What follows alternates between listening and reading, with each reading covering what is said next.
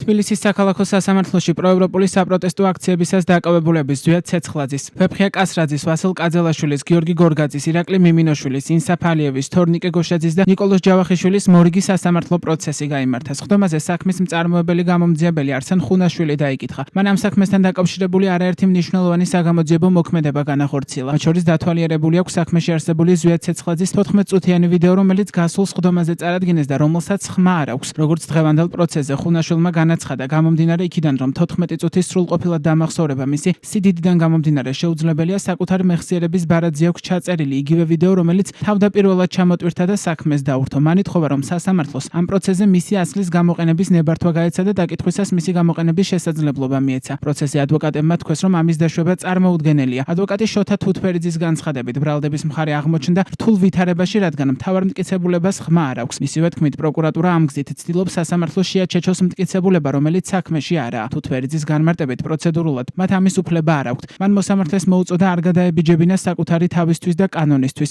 მოსამართლემ მაინც დააკმაყოფილა მოწმის თხოვნა. მისი თქმით, ამის უფლება მოწმეს კანონმდებლობით აქვს მინიჭებული. მას შემდეგ, რაც თამარ მჭედლიშვილმა ეგრეთ წოდებული ფლეშკით მოტანილი ვიდეოს ჩართვის ნებართვა გასცა, ადვოკატებმა სხდომის გადადება მოითხოვეს. გაუქმდა 30 ივლისს ჩანიშნული სხდომაც. ადვოკატების განცხადებით, მათ დაცვის ქვეშ მყოფებთან პოზიცია უნდა შეაჯერონ. მომდევნო სხდომა წინასწარ განსაზღვრული განრიგით 4 აგვისტოსაა ჩანიშნული.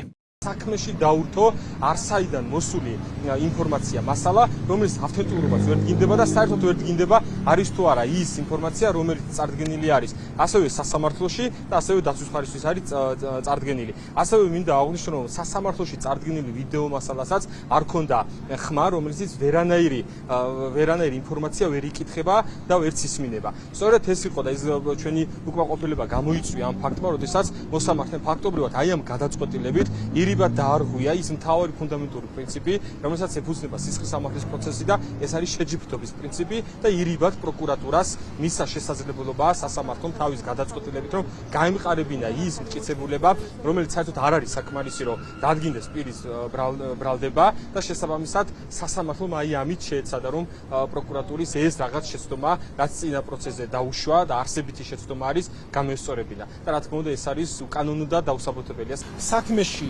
მნიშვნელოვანი მტკიცებულება, როგორც ამას ბრალდების ხარი ამბობს და უთითებს ზვიად ცეცხლაძის სისხლის სამართლის საქმეში, თითქოს და ეს მტკიცებულება ადასტურებდა ზვიად ცეცხლაძის მხრიდან ორგანიზების გაწევას, მაშინ როდესაც აღმოჩნდა, რომ ეს ვიდეო მასალა ფიზიკურად არ იყო რელევანტური და არ იყო თავისი შინაარსით ინფორმაციული, სხვა მეთოდით, არასწორი და უკანონო მეთოდით შეძლო და წარმოადგინა ბრალდების მხარემ სასამართლოში. ამას შედეგად მოყვა, რა თქმა უნდა, პროტესტი ბრალდებულების მხრიდან, მათ დატოვეს პროტესტის ნიშნად დარბაზი და ბუნებრივია მათთან შეუთანხმებლად საქმისთვის მნიშვნელოვანი მოწმის ძირითადი გამომძიებლის დაკითხვისთვის მოსამზადებლად ჭირდებოდა დრო და დავაფიქსირეთ პოზიცია, რომ გადადებული იყო სხდომა არა თუ დღევანდელი 30 ივლისის სხდომას. ეს არასწორი მანკიერი პრაქტიკა აბსოლუტურად დაარღვევს სამართლიანი სასამართლოს უფლებას და ვფიქრობ, რომ ცალსახად შეილახა ბრალდებულთა სამართლიანი სასამართლოს უფლება იმ გადაწყვეტილებით, რომელიც დღეს მიიღო სასამართლომ. ეს იყო ხრიკი, საცირკო წარმოდგენას მე უფრო დავარქმევდი, როცა პროკურატურამ და სასამართლომაც იჟონგლიორეს საქართველოს კანონით. ეს პროკურატურამ ჩაიდინა გაუგონარი რამ, როცა გამომძიებელს მოატანინა ფლეშკით და მან თავად აღიშარო ჯიბეში მაქვს ვაგერ ფლეშკა, სადაც მიწერია ვიდეო, რომელსაც არ გაუვლია არც ერთი ეტაპი, არც რამე ექსპერტიზა, არც ვიცით რა ვიდეოა ნამდვილია თუ არ არის და სასამართლომ სამწუხაროდ მისცა შესაძლებლობა, რომ ეს მტკიცებულება იქნეს ჩართული სასამართლო პროცესზე და დაერთოს საქმეს. ეს ნიშნავს იმას უბრალოდ, რომ პროკურატურამ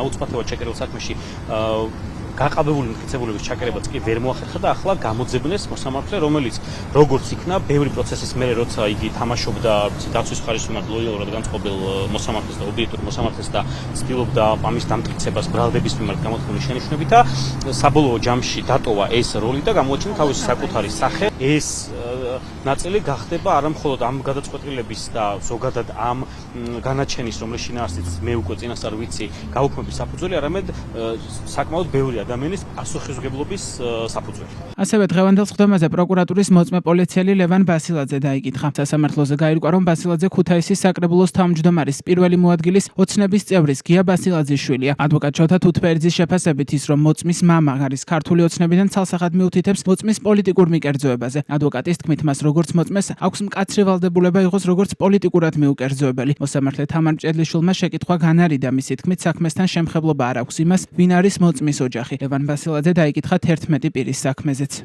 ერთ-ერთმა ბრალდებულმა ვეფხია კასრაძემ სასამართლოს სხდომაზე გამომძიებელს კითხა, რატომ არ ჩაატარა ექსპერტიზა ვიდეოზე, სადაც გამოძიების მტკიცებით ვეფხია კასრაძის ხმა ისმის და დანაშაული დგინდება. ბრალდებულის თქმით, ეს ჩანაწერი საერთოდ ყალბია, მაგრამ თუ ნამდვილად მისი ხმა ისმის, მაშინ ამის დასადგენად ექსპერტიზა უნდა ჩატარებულიყო. მან მოწმე გამომძიებელს კითხა, არის თუ არა მისი სამსახურებრივი გულგრილობის შედეგი ის, რომ ჩანაწერზე ექსპერტიზა არ ჩატარდა. ამ კითხვას მოწმემ არ უპასუხა, რის შემდეგაც ვეფხია კასრაძემ საკუთარი მოსაზრებების გამოთქმა განაგრძო.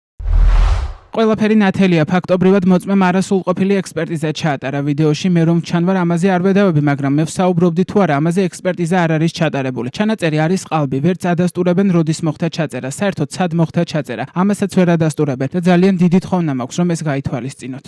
დაკავებულებიდან სამს ზვიად ცეცხლაძეს, ვეფხია კასრაძესა და ვასილ კაძელაშვილს ჯგუფური ძალადობის ორგანიზებასა და ხელმძღვანელობას ედავებიან, რაც 6-დან 9 წლამდე თავისუფლების აღკვეთას ითვალისწინებს. ბრალდებულებიდან 5-ს გიორგი გორგაძეს, ირაკლი მიმინოშვილს, ინსაფ ალიევს, თორნიკე გოშაძეს და ნიკოლოზ ჯავახიშვილს ჯგუფურ ძალადობაში მონაწილეობას ედავებიან. მათ 4-დან 6 წლამდე თავისუფლების აღკვეთა ემუქრებათ.